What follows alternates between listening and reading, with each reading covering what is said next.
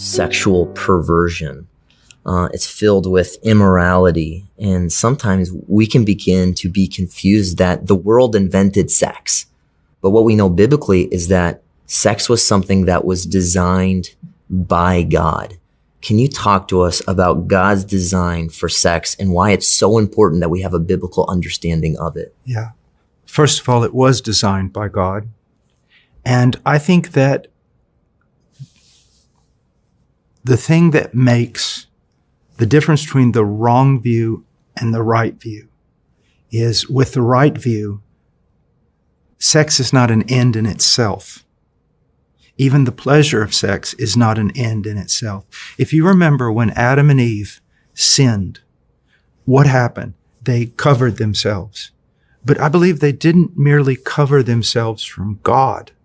They covered themselves from each other. That's what sin does. It destroys intimacy. Okay? So if we're talking about sex just as a physical pleasure with no other goal in mind, well, it's animal. All right? But if sex has a higher purpose, not taking away from the physical delight of sex, but if sex has a higher purpose, and that is to increase my emotional, spiritual intimacy with my wife, there's the goal. And so sex as merely trying to satisfy what we could call animal pleasure becomes then twisted and dark and selfish. But when sex is designed to take a man and a woman and make them more one, make them more intimate, make them more giving and receiving, then you see something very, very beautiful. So the end of sex is greater relational intimacy, that the wife and the man emotionally, spiritually become a part of each other, become one. And that's what makes it beautiful. When that is removed, it becomes animal.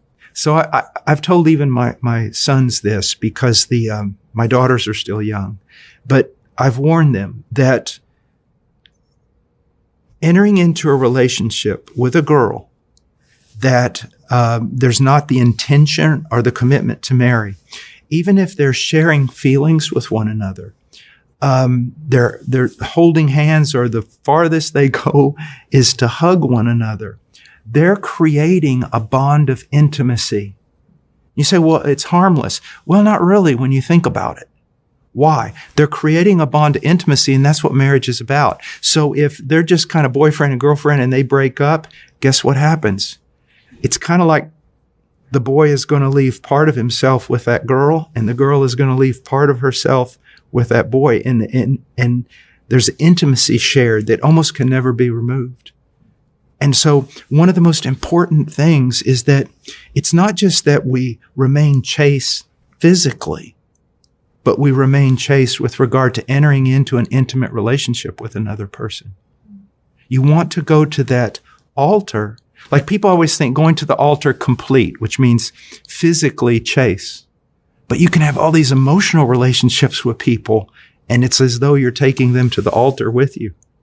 Do you see? Yeah.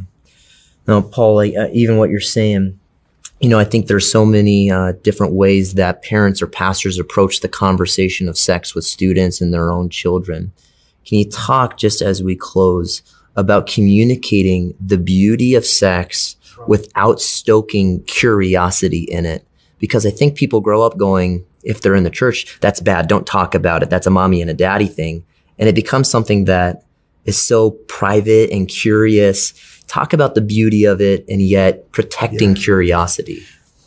First of all, there is a danger of awaking that. There is a time in a child's life for innocence. They need to be thinking about dolls or Tonka trucks or things like that. And we need to guard that. And each child is different, but when, you're in prayer, you're reading the word, the parent's renewing his mind.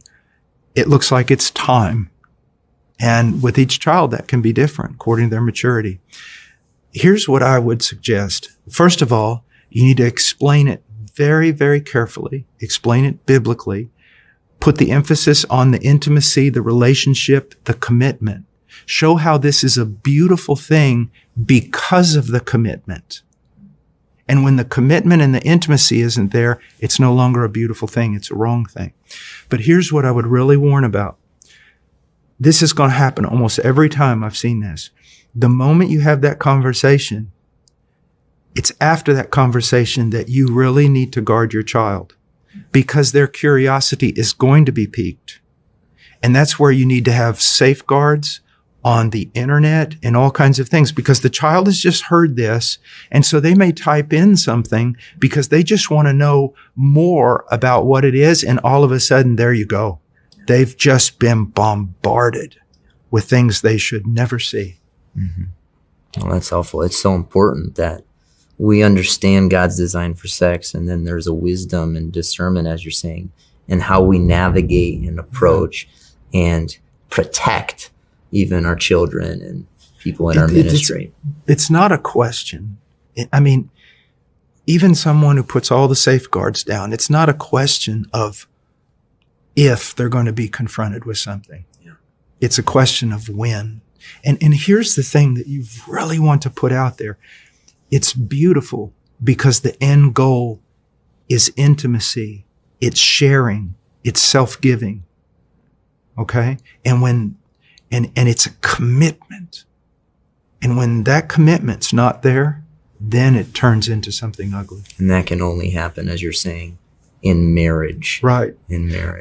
I told my boys this. I said, should a married man keep himself pure from a relationship with other women? And they said, of course, Dad.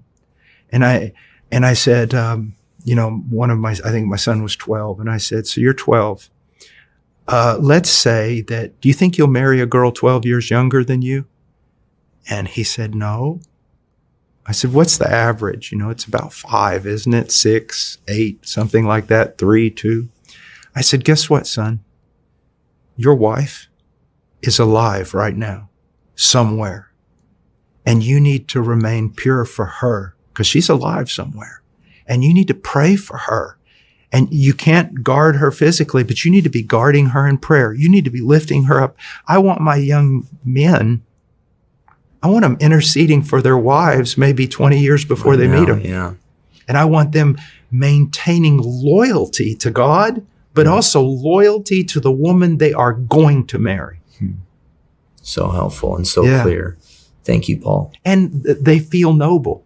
Yeah, in the process. Yeah, they feel like, yes, I need to do that. It makes boys men when they view sex that way. Yeah. It's important. And commitment and loyalty is what makes any man a man.